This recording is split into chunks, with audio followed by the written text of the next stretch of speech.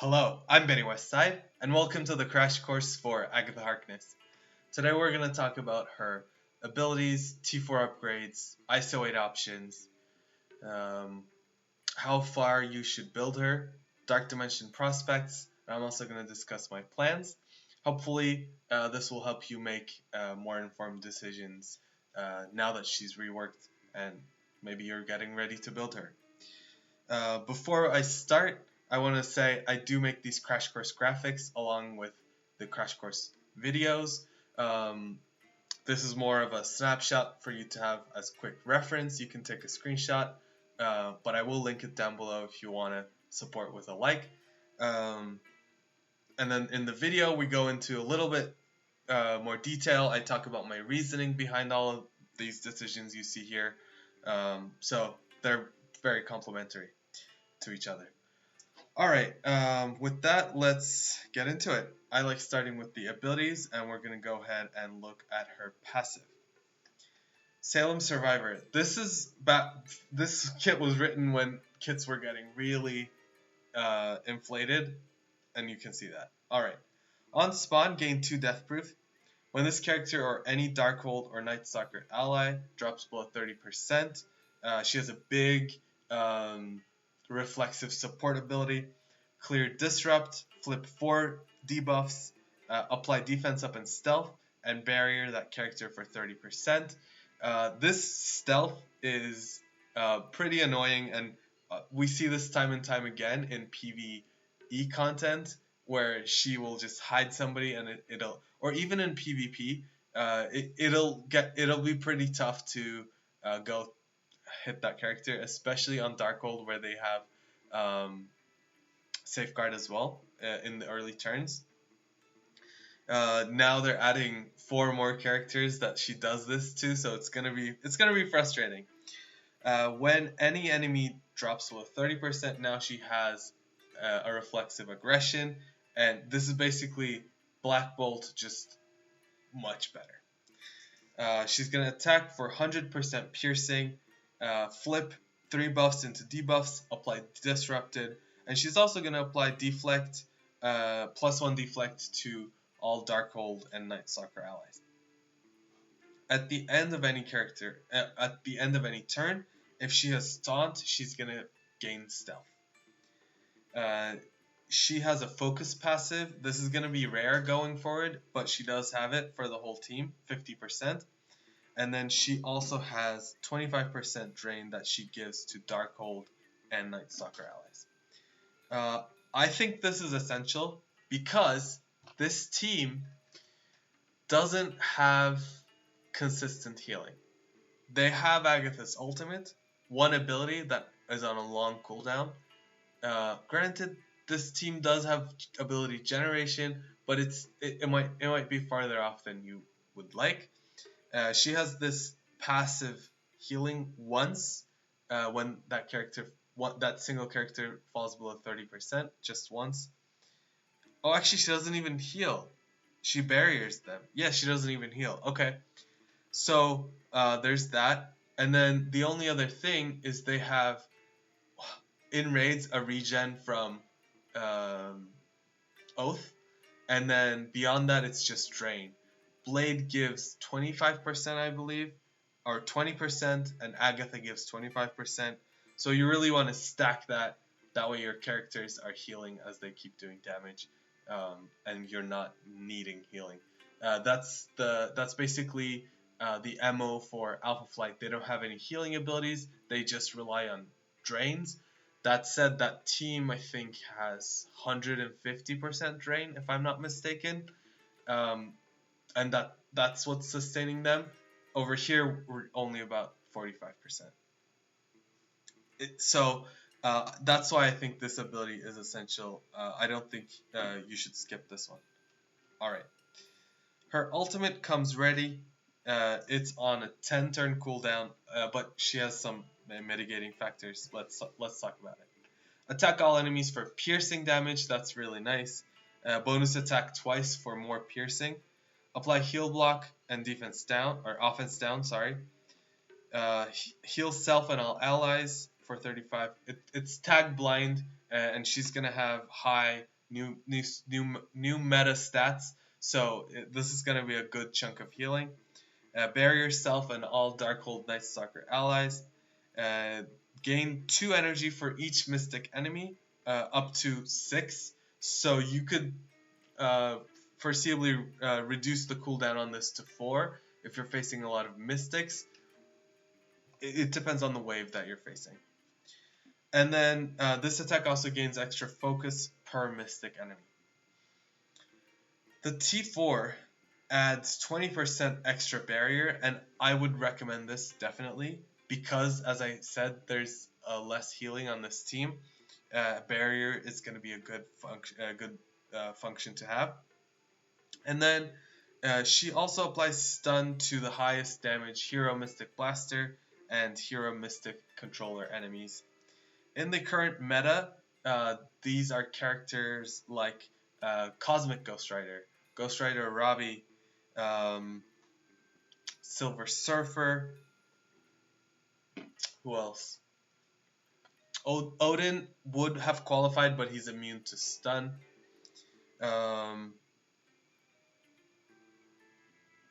Oath.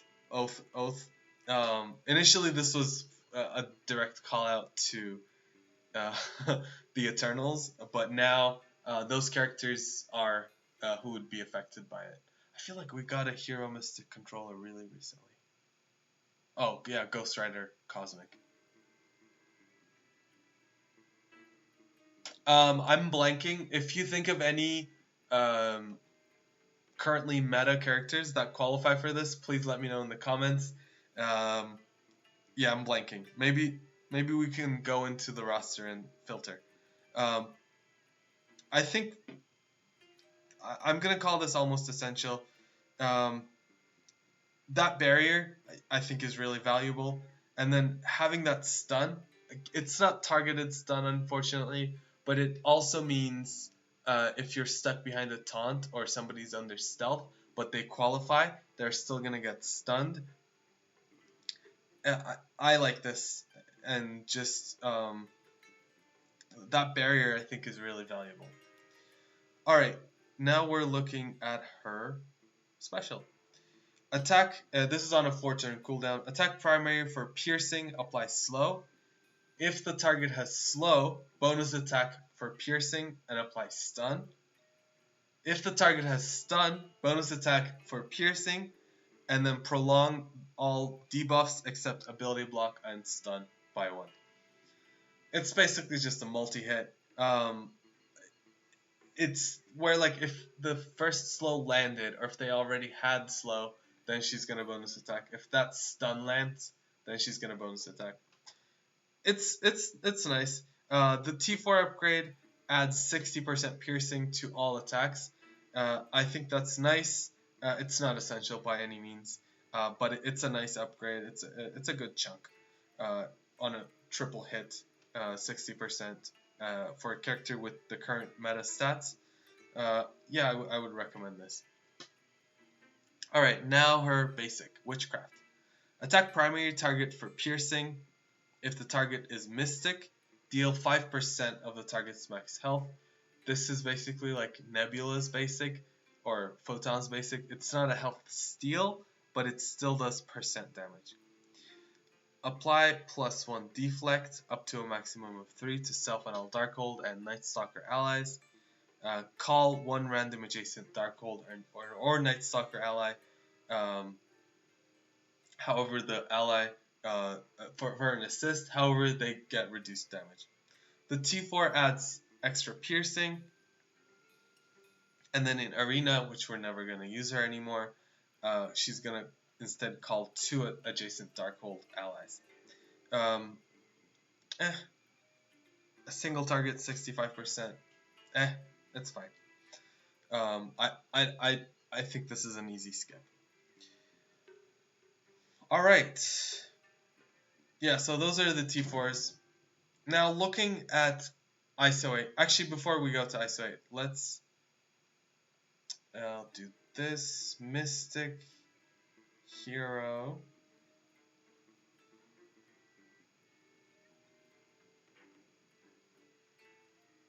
controller. Oh, Oath, Black Panther Shuri. That's what I was thinking. Mystic Hero Controller. These aren't Mystic. Oh, I have Global. Or no. Where is it?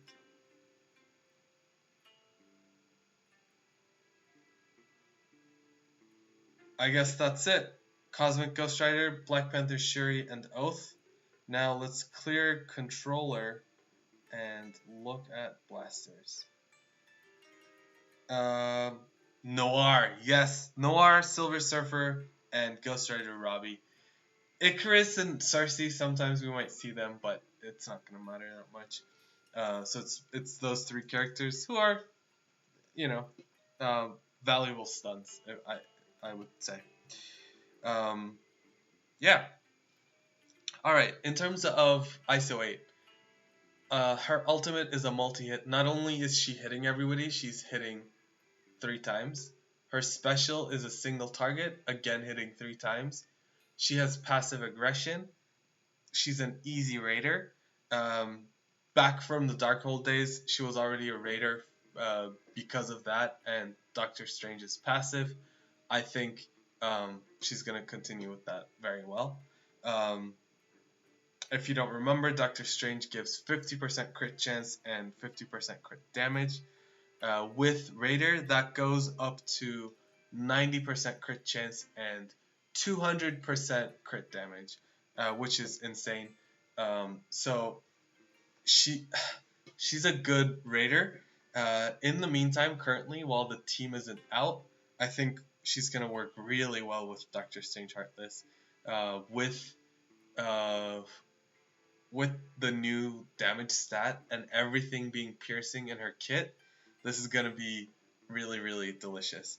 And even after the whole team comes out, you could just like break pieces off and just use her with Heartless. Either put Heartless on the team or pull her out and use her with Heartless elsewhere. This is insane damage. Imagine this with like also Leader's passive. That's gonna be insane. Just so much damage. Yeah, so Raider all the way. All right, we did that. Okay, building. So a big chunk of us have already built her to gear 17 to get Morgan Le Fay awakened and to unlock Apocalypse. I think from there on, it's an easy upgrade to come to level 100, gear 18. 19, maybe not. It's a whole batch of mystic characters, so evaluate how much gear you have. I don't think you would regret it one bit if you did take her up. She has healing, she has damage, she has control.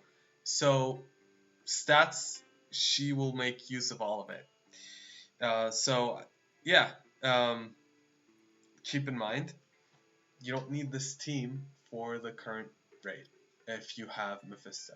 So if you're in like a spot where you came in after they changed, actually they changed it this year, right? I don't know if there's anybody that hasn't built Agatha but has Mephisto. If you're that person, you don't need to build her because you can get by in the current raid. I'm not saying you'll never need Nightstalkers for raid. I'm only speaking to the current one that we have in the game. With Mephisto, it's very doable. With Odin as well, it's easy. So this team, the Nightstalker team, whatever. The Nightstalker team. I'm sorry. Whatever. Is currently optional, but that might change in the future. Anyway, I'm rambling. If you already have her built to a certain degree, I think she's an easy upgrade. If you haven't, you could possibly skip, but I don't think there's many people that have Mephisto but not Agatha Harkness. And for you, just look at what you have and evaluate. It might be a good idea to have Nightstalkers for you. Uh, that would be like a niche, limited type of roster, and having a new meta team with this much damage and sustain, I think is a good idea for you. Um, I went ahead and built her for overall uses. I might not get much use out of it. It didn't seem like a big um, expenditure from where I was. So I did take her to level 100. I didn't do 19. I'm holding. Uh, Mystic Gear is actually, I don't even think I have enough to upgrade her. But I'm not opposed to it. I'll see what it looks like in a couple weeks, in a couple months, and maybe not a couple months. But anyway, I will. I'm open to upgrading her. I think she has a good kit, and she'll make use of all the stats. In terms of Dark Dimension, I don't think she's the best choice, but she's not a bad choice at all. She'll work really well with Cabal comps, both in the earlier Dark Dimensions, in just global, or in Dark Dimension 8 where it's global villain. If you want to go Orcus, go Orcus. I don't know if I would mix Orcus and Agatha, especially if you're using Scientist Supreme. It might be alright. But I think she'll do a lot better with Cabal. Maybe like Cabal, Agatha, Lady Deathstrike, something like that. Yeah. I don't think she's a bad choice for Dark Dimension. She's good. She has sustain. She has damage. She has control. And she has the new meta stats. So, yeah. I wouldn't discourage you from upgrading her. That said, she's Mystic. She takes the same unique as Mephisto, so keep those things in mind. Yeah, so we talked about Dark Dimension. I already mentioned my plant, which is I already built her. So I guess that's about it. Let me know what you think. Are you gonna build Nightstalkers? Are you going in on this team? Are you watching the show? How do you feel about the show? I've been posting reactions the next day on Instagram on my stories. I don't know if it warrants like videos per episode. I don't know. I don't know if I could sit down and talk about it for that long, but I have been posting on Instagram. Let me know your thoughts. What do you think? I've been having a hot and cold relationship with it. Yeah. Thank you for talking about Agatha Harkness with me. I hope to see you in the next one.